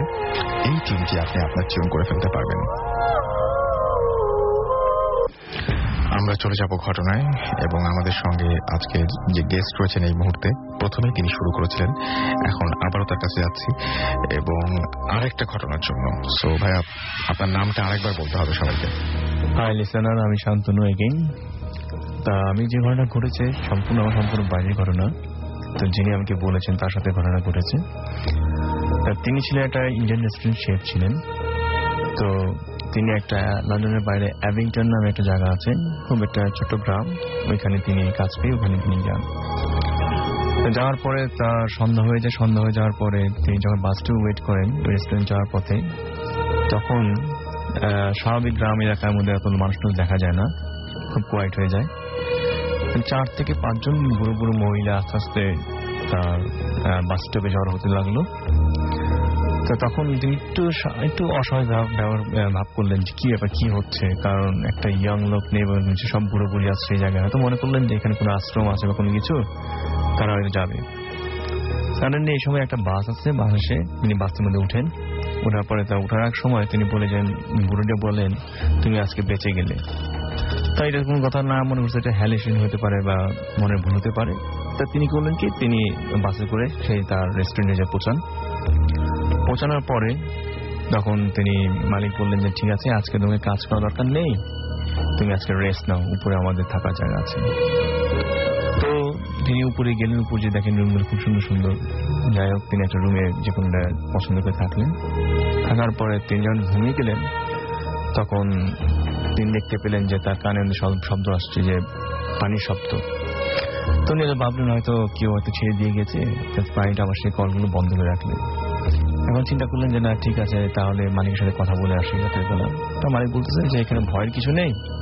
তা বলেছে আরো লোক কি থাকবে না উপরে? বলবেন না, এরা তার আশেপাশে বাড়ি আছে, বাড়িতে চলে যাবে। তা বলছে তুমি একা থাকো, কোনো সমস্যা নেই। তো বলেছে ঠিক আছে। তিনি যখন রাতের বেলা ঘুমানোর পরে আবার সেই পানির শব্দ, উঠে যাওয়া কলটল বন্ধ করে দেন। তখন তিনি আর ঘুমের ঘরে কিছু বলেন না। পরের দিন তিনি চিকেনের যে ব্লকগুলো যে থাকে, একটা ক্রিস্টেপের ব্লক থাকে, তিনি রাতের বেলা তিনি ভিজিয়ে রাখি, একটা যে বড় একটা পানির যে পাত্র আছে ওইটা ভিজিয়ে রাখেন। ভেজার পরে চিন্তা করলো যে ওনার যে মালিক, তিনি বললেন যে কালকে একটা পার্টি আছে 100 উপরে, তোমাকে আরো কয়েকটা চিকেন যেতে হবে। আমার চিন্তা করলো আসলে তাও ঠিক একটা তো হবে না। তিনি করলেন কি, 2-3 চিকেন ব্লক যখন ভিজেতে গেলেন, যে দেখেন যে ব্লকটা প্রথমে যে ভিজিয়েছেন ওই ব্লকে চিকেনের মাংসগুলো সব খাওয়া, মানে কেউ খেয়ে রেখেছে এইরকম টাইপের, কাঁচা বা খুলে রেখেছে। তাতে তিনি খুব আশ্চর্য হলেন যে কি ব্যাপার, এটা কিভাবে হলো। যাই হোক, তিনি অত মাথায় না নিয়ে তিনি আরো 2-3টা প্যাকেট ভিজিয়ে দিয়ে উপরে চলে গেলেন। উপর যে তখন রাত 1:30 কি 2টো বাজে, তা তিনি ঘুমিয়ে আছেন। তা ঘুমনের সন্ধ্যায় স্পষ্ট শুনতে পেলেন যে ঝর্ণা কেউ ছেড়ে রেখেছে, গোসল করলো। তা তিনি একটা ভাবলেন কি ব্যাপার, কি হতে যাচ্ছে। তিনি যখন ডান থেকে বাঁ পাশ হলেন, তা দেখে যে তার ফ্লোরের মধ্যে 2টো বাচ্চা খেলা করছে। যখন বাচ্চা খেলা করছে তখন তার কি ব্যাপার, কি হচ্ছে এটা, হয়তো আমি চোখের ভুল দেখতে পারি হয়তো। এমন সময় ঠিক বাথরুমে যে লাইটটা, যে হালকা ঝিমঝিমে আলো, যে আলোটা ঘরে আসছে, একটা হোয়াইট লেডি, যেটা মানে যে ব্রিটিশ বলি আমরা, তিনি ঘরের ভিতরে ঢুকলেন এবং 2টো বাচ্চার গায়ে হাত দিলেন এবং তার দিকে যখন তাকালেন, তার চোখ থেকে এক ধরনের আলো বেরোয় আসলেন এবং তিনি এটা প্রচন্ড ভয় পেয়ে যান। এবং তিনি খুব সাহসী ছিলেন, যে কারণে তিনি দৌড় দিয়ে রেস্টুরেন্টের নিচে চলে আসেন এবং বলছেন যে উনি সিলেটি ভদ্রলোক। হ্যাঁ, সিলেটি ভদ্রলোক এবং সে ব্রিটিশ আর কি ওখানকার। যাই হোক, তারপর তিনি সব লাইট জ্বালিয়ে তিনি বসে আছেন, কখন সকাল হবে, কেন উপরে যা পক্ষে সম্ভবই না। আর তিনি একটা সিগারেট খেতেন, সিগারেট জ্বালিয়ে যাচ্ছেন কন্টিনিউ। তারপরে সকাল যখন হলো, সকাল হওয়ার পরে তখন তিনি, যিনি ওনার, তিনি তাকে বললেন যে আপনি এটা কি আমাকে বলেন না, কেন আমাকে জানান নেই? এই আমাকে রাতের বেলা দেখলাম 2টো বাচ্চা খেলছে, একটা ইয়াং লেডি আসলো, চোখে তাল গেল। তখন বললেন যে না, এটা তেমন কিছু না, তিনি কথাটা এড়িয়ে চলে গেলেন। মানে ওখানে কোনো শেপ থাকতে পারে না বাসার মধ্যে, যারা আমার বাইরে থেকে আসেন। তিনি আর কি ভয় দিয়ে বললেন যে না, তুমি এখানে থাকো, কারণ সমস্যা নেই। সে তো খুব রেগে গেল, বলে না আমি এখানে থাকবোই না, আমাকে মারার জন্য এখানে আনা হয়েছে। তিনি স্বাভাবিক যে কেউ হতে পারে। যাই হোক, তারপর তিনি যখন একসঙ্গে হয়ে গেলেন, তখন তিনি পরে এখানে থাকবেন না, ডিসাইড করে আমি চলে যাব। তখন যাওয়ার আগে বললেন যে আচ্ছা আমাকে বলেন যে এটা কাহিনীটা কি। তখন বললো যে দেখেন, এটা লন্ডনের বাইরে যেগুলো ঘরগুলো আছে কেউ নিতে চায় না, ওগুলো আমি কম দামে পেয়ে যাই, যে কারণে দেখলাম পরিবেশ ভালো, সবকিছু ভালো। তা এই বাড়ির কাহিনী হচ্ছে, তিনি বাড়ি, তা ওনার মেয়ে এবং 2 বাচ্চা তার ফাঁসি দিয়ে দিয়েছিল। ফাঁসি দেওয়ার পর ওখানে তাদেরকে আর খুঁজে পাওয়া যায়নি, ওখানেই তারা ভ্যানিশ। প্রভাবে ছিল প্রায় 2 দিন বা 3 দিন ছিল। তাই এটা পুলিশ এসে উদ্ধার করার পরে তারপর তাকে খ্রিস্টানদের ধর্ম অনুযায়ী দাফন হয়। তারপরে তখন থেকে একটা পর একটা কাহিনী ঘটে থাকে। এটার ভয়ে কোনো রেস্টুরেন্টে কোনো লোকই থাকতে চায় না উপরবেলা, ওটা ওভাবেই পড়ে থাকে। এবং যে ওনার এটা কম দামে কিনতে পেরেছেন বলে তিনি রেস্টুরেন্টে চালু করেন। এবং যে চিকেনের যে ব্লকগুলো, এমনকি খাবারগুলো রাতেবেলা সেইগুলো খেয়ে যায়। কারা খায় এটা এখন আর কেউ জানে না। ওকে, থ্যাংক ইউ সো মাচ। এবং আমি দেখতে পাচ্ছি যে অর্ণব আমাদের SMS করেছেন, তিনি নতুন আমাদের সাথে জয়েন করেছেন এবং তিনি ভূত FM পছন্দ করেন। মেহেদি আমাদের SMS করেছেন রাজশাহী থেকে, ভূত FM তার কাছে অনেক বেশি ভালো লাগে। আমাদেরকে SMS করেছেন সামি, এবং তিনি SMS করেছেন এবং বলছেন, অভিযোগ করেছেন তার SMS পড়া হয় না।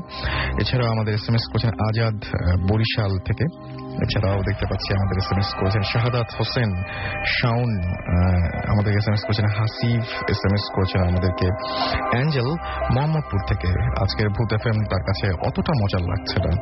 আমাদেরকে SMS করেছেন কামরুল উত্তরা থেকে, তিনি আবার আজকের এপিসোডটি অনেক বেশি এনজয় করছেন। আমাদেরকে SMS করেছেন সুমি মিরপুর থেকে, এবং তার SMS কেন পড়া হয় না সেটা তিনি বলছেন, তিনি একটা অভিযোগ করেছেন আর কি। ফারুক আমাদের রাসেল ভাই, আমি চিটাগং থেকে বলছি। ফারুক আমাদের SMS করেছেন আমাদেরকে। এছাড়াও ব্ল্যাক জনি, এবং এছাড়াও তার সঙ্গে রয়েছে মনি এবং টুম্পা, আর উজ্জ্বল মিয়া আমাদের SMS করেছেন নরসিংদী থেকে। তো এই ছিল SMS। এবং আপনারা যারা SMS পাঠাতে চান, যারা এই মুহূর্তে জয়েন করলেন, তাদেরকে নিয়মটি জানিয়ে দিই। মোবাইলের মেসেজ অপশনে গিয়ে টাইপ করুন SHOUT শাউট, স্পেস আপনার নাম, স্পেস আপনার মেসেজ, পাঠিয়ে দিন 9840 নাম্বারে, আপনার এয়ারটেল নাম্বার থেকে বা অন্য যে কোনো নাম্বার থেকে। আর we have a very special guest, যিনি এই মুহূর্তে আমাদের সাথে স্টুডিওতে এসে উপস্থিত হয়েছেন। আপনারা সবাই চেনেন, অতিথি আছেন আমাদের সঙ্গে। ইন দ্য মিন টাইম আপনারা আমাদের SMS পাঠান, মোবাইলের মেসেজ অপশনে গিয়ে টাইপ করুন SHOUT শাউট, স্পেস আপনার নাম, স্পেস আপনার মেসেজ, পাঠিয়ে দিন 9840 নাম্বারে। আপনার নাম বলবেন এবং কোথা থেকে এসেছেন প্লিজ একটু বলবেন। হ্যালো লিসনার্স, আমি মুস্তাফিজ, আমি এসেছি জুরাইন থেকে, জুরাইন ঢাকা থেকে। তো আমি আমার ঘটনাটা শেয়ার করছি প্লিজ। এটা হচ্ছে 95-এর দিকে একটা ঘটনা। আমি এবং আমার টোটাল ফ্যামিলি সহ আমরা আমাদের দাদু বাড়ি বেড়াতে গিয়েছিলাম। সেটা হচ্ছে কুষ্টিয়ার মিরপুরে। তো সেখানে হচ্ছে যে মোহাম্মদপুর নামে একটা গ্রাম আছে মিরপুরে, সেখানে আপনার আমার ফুপুর বাড়ি। তো সেখানে আমরা এক রাত থেকেছি। তো একটা রাত থাকার পরে সেখানে আপনার কারেন্ট ছিল না সে অবস্থাটায়। তো আমরা কি বলে যে একটু অনভ্যস্ত ছিলাম বিষয়টা, যে ঠিক কারেন্ট থাকে না এরকম সময়, আমরা এরকম পরিস্থিতিতে আমরা কখনোই ওখানে ছিলাম না। তো একটা পর্যায়ে হচ্ছে যে রাত তখন 12:30 বা 1টার দিকে আমরা দেখলাম যে ঘরে প্রচন্ড রকম গরম। তো আমাদের যারা ফুফাতো ভাই আছে তাদের বললাম যে আপনি, আমার আম্মা বললেন যে আমার ছেলে দুটাকে নিয়ে তোমরা ছাদে শো, আর আমরা ঘরেই থাকি। তো তারপর হচ্ছে যে মাম্মা ঘুমাচ্ছিলেন, ঘুমানোর পরে হঠাৎ করে ওনার একটু টয়লেটে যাওয়ার প্রয়োজন হয়। তো উনি বের হন। তো সাথে যেহেতু গ্রামের বাড়ি, একা নিয়ে যান নাই, আমার ভাবি ছিলেন ফুফাতো ভাইয়ের ওয়াইফ, ওনাকে ডাকলেন, উনি নিয়ে গেলেন। তো উনি উঠে একটু অনভ্যস্ত হয়ে পড়লেন, কারণ শুনতে পাচ্ছেন যে অলরেডি কিছু নয়েজ আসছে। নয়েজ কিরকম, যে আমাদের বাসার যত ওই গরু আছে অথবা ছাগল বা অন্যান্য যেসব গবাদি পশুগুলো আছে, ইভেন হচ্ছে যে ওই বাসায় 2টা কুকুর ছিল, মানে ওরা খুব অদ্ভুত রকমের নয়েজ করছে। তো বিষয়টা একটু অস্বাভাবিক থেকে তার কাছে। ইভেন দেখেন যে উঠে দেখেছে মোটামুটি বাসার মেয়ে মানুষ যারা আছে ঘুমিয়েছিল তাদের আশেপাশে সবাই উঠে গেছে সেই সময়টা। তো যখন আম্মা বললো যে আমি একটু টয়লেটে যাব, তো টয়লেটটা ছিল একদম একটা এল প্যাটার্নের একতলা বাসা, সেই বাসা থেকে একটু দূরে। তো সেখানে হচ্ছে যে আম্মা মানে যখনই ইচ্ছা পোষণ করলো যে যাবে, সবাই নিষেধ করলো যে না এখন যেও না, অনেক রাত হয়ে গেছে অলরেডি, আর তুমি কিছু শুনতে পাচ্ছেন না। এটা যখন বলেছে আম্মা বলে কি শুনবো, তো তখন বললো যে এই যে নয়েজ হচ্ছে এতগুলো। তো আম্মা বললো যে কিসের নয়েজ হচ্ছে, তো দেখলো যে ওই নয়েজগুলো হচ্ছে। তো বললো সমস্যাটা কি, তখন বললো যে না দেখো বাড়িতে কিছু একটা আসছে খারাপ জিনিস, এখন বাসা থেকে বের হলো না।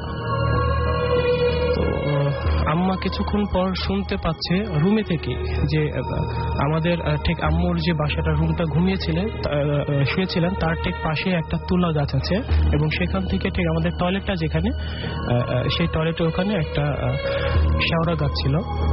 তো ওই কিছু সময় শব্দগুলো একটু টার্ন করছে, কখনো তুলা গাছে হচ্ছে, কখনো বা ওই শেওড়া গাছে হচ্ছে, যে এই পানি ফেলার শব্দ হচ্ছে, অথবা মনে হচ্ছে যে কেউ হাসছে হঠাৎ করে অদ্ভুত রকমের হাসি, অথবা মনে হচ্ছে মাঝে মাঝে কাঁদছে, মানে একটা টার্ন কিছুক্ষণ পর পর এরকম ঘটনা ঘটছে। তো একটা পর্যায়ে আম্মা দোয়া-দরুদ পড়া শুরু করে সেই সময়টায়, কিন্তু তার আসলে টয়লেটে যাওয়াটা একটু ইম্পর্টেন্ট ছিল, যাবেই সে। তো যখন রুম থেকে বের হলো, আমার যিনি ফুপু ছিলেন উনি বললেন যে মরিয়ম এখন যেও না, বের হও না বাসা থেকে। তো আম্মা বলে যে আমার একটু ইমিডিয়েট যাওয়া দরকার। তো ইন দ্যাট টাইম আম্মা যখন ঠিক বাইরে বের হয়েছেন, সেই সময়টা দেখলেন যে ওই তুলা গাছের ওখানে হচ্ছে যে খুব থামের মতো বড় একটা পা, আর ঠিক শেওড়া গাছের ওখানটাও সেম। তো এরপরে হচ্ছে যে আম্মা, এবং মাঝখানটা ফাঁকা, এমন যদি একটা লোক বসে থাকে দুদিকে 2টা পা দিয়ে লাইক দ্যাট, বাট কিন্তু মাঝখানটা ফাঁকা। তো আম্মা ওটা দেখে যথেষ্ট রকমের ভয় পেয়ে গেলেন এবং রুমে চলে গেলেন সাথে সাথে। তারপরে হচ্ছে যে এই নয়েজ গুলো হচ্ছিল, এবং একটা পর্যায়ে খেয়াল হলো যে আসলে আমরা কিন্তু ছাদে তখনও শুয়ে আছি। তো আমি তখন ছাদে ছিলাম, আমি আমার বড় ভাই ছিলাম, দুজনে ছিলাম। তো ওই ঘটনাগুলো যখন ঘটছিল তখন দেখে যে আমাদের পাশে যারা ভাইয়ারা আছে ওনারা খুব কথাবার্তা বললে এবং স্কেয়ার্ড হয়ে যাচ্ছে, মানে টোটালি কথাগুলো শুনে। একটা পর্যায়ে যখন নিচ থেকে সাউন্ড করা হচ্ছে যে তোমরা সবাই নিচে নামো, মুভ করো ওখান থেকে, তো তারা ভয় চলে গেছে। তো তারপরে আমাদের ওই সময়টায় আমি এখনো বলছি, ঠিক মনে পড়ছে না যে আমি কি সেন্সলেস হয়ে গিয়েছিলাম, অথবা আমার ভাই সেন্সলেস হয়ে গিয়েছিল, অথবা আমরা ঘুমিয়ে গিয়েছিলাম। তো একটা পর্যায়ে আম্মা বললো যে কি ব্যাপার, তোমরা চলে আসো, আমার ছেলেরা কোথায়? তো তারা হুড়ো করে আবার তারা উপরে যায়, আমাদের নিয়ে আসে, এবং পরদিন সকালে আবিষ্কার করে যে আমি আসলে ছাদে ঘুমিয়ে নেই, একটা কোনো রুমে ঘুমিয়ে আছি। এবং উঠেই হচ্ছে যে জানতে পারলাম আম্মার কাছ থেকে যে গতকাল রাতে প্রায় আমাদের ওই ফুপু বাড়িতে 14 থেকে 15 বছর পরে কোন একটা খারাপ জিনিস এসেছিল। এটা এর আগে এসেছিল একবার, যখন 14 থেকে 15 বছর আগে। তখন হচ্ছে যে আমার ফুপা এরকম বিষয়টা টের পায়, এবং তাকে এক হাতে দা নিয়ে এবং একটা হারিকেনের মতো একটা হ্যাজাক বাতি বলে ওটা নিয়ে তাকে তাড়া করে। ইভেন ওইখানটাতে আশেপাশে যত গ্রামের লোকজন ছিল তারাও ছিল, এবং গ্রামের একদম শেষ মাথা পর্যন্ত তাকে তাড়িয়ে বেড়ায়, এবং একটা পর্যায়ে গিয়ে তারা আবার ব্যাক করে। তো এরপরে আসলে কিছু আনফরচুনেট ঘটনা ঘটে যায়। আমার ফুপার যিনি ছোট ভাই ছিলেন উনি একদম নাকে মুখে ব্লিডিং হয়ে পরের দিন বা তার কিছু পরের দিনই মারা যান। মানে এটা আসলে এখন পর্যন্ত আমরা বিষয়টা আমাদের কাছে অস্বাভাবিক। এবং তার কিছুদিন পরে ফুপা যখন মারা যান সেম বিষয়টাই, নাক মুখ দিয়ে ব্লিডিং হচ্ছিল এবং তাকে প্রায় 1 মাস আমরা বিভিন্ন ডক্টরের কাছে নিয়ে গিয়েছি, বিভিন্ন হসপিটালে গিয়েছি, কিন্তু কোনো তার রোগ পাওয়া যায়নি, কিন্তু সে ওইভাবেই ব্লিডিং হতে হতে মারা যান। এটা এখন পর্যন্ত আমাদের কাছে আসলে একটা অস্বাভাবিক বিষয়। থ্যাংক ইউ সো মাচ আপনার ঘটনার জন্য বাবু ভাই। আবারও আপনি চলে আসুন। আর আমরা কিছু SMS in the meantime পড়ে ফেলি। আমাদেরকে তুহিন SMS করেছেন আমাদেরকে জয়া খুলনা থেকে। এছাড়া আমাদেরকে SMS করেছেন সুমন শাহজালাল ইউনিভার্সিটি থেকে। আমাদেরকে SMS করেছেন রবিন। এছাড়াও আমাদেরকে মাহমুদ কক্সবাজার থেকে SMS করেছেন। আমাদেরকে SMS করেছেন দেখতে পাচ্ছি রবিউল SMS করেছেন, তাবিব SMS করেছেন, আমাদেরকে আবিদ, তাসনিম সহ আরো অনেকে। আমরা চলে যাচ্ছি আবার বাবু ভাইয়ের কাছে এবং বাবু ভাইয়ের নতুন ঘটনা। তার 4 ছেলে আর কি ওটাকে মোটামুটি শেয়ার করে মানে নিজেদের মধ্যে স্প্রেড করে নিয়েছিল প্রপোর্শন বাসার, যে কেউ থাকতো না। তো বাসাটা ভাড়া দেওয়ার চেষ্টা করছিল। তো ভাড়া দেওয়ার পরে যেটা হতো, প্রথম যখন ভাড়াটিয়া ওঠে ওই একটু আগে একটা ঘটনা এরকম শুনছি, এর জন্য বললাম যে রাতের বেলা খাওয়ার পর যা রেখে যেত জিনিস জিজ্ঞেস করছিলাম বাবু ভাই, মানে অনেকে হয়তো আজকে নতুন জয়েন করেছেন। এমনিতে সাধারণত ঢাকা শহরে যেমন পুরান ঢাকার কথা আমরা শুনি, আমরা আমাদের এর আগে অনেক গেস্ট রয়েছেন, আজকেও যেমন এসেছিলেন এবং আজকে যেমন একজন গেস্ট এসেছেন, তিনি ইউকের অনেক ঘটনা শোনালেন আমাদেরকে এবং ইউকেতে নাকি এরকম ঘটনা ঘটে। আপনি দেখেছেন যে আমেরিকাতে ঘটে এবং এভরি সানডে। তো ওকে বলতেছে যে really if you do then go pray for us.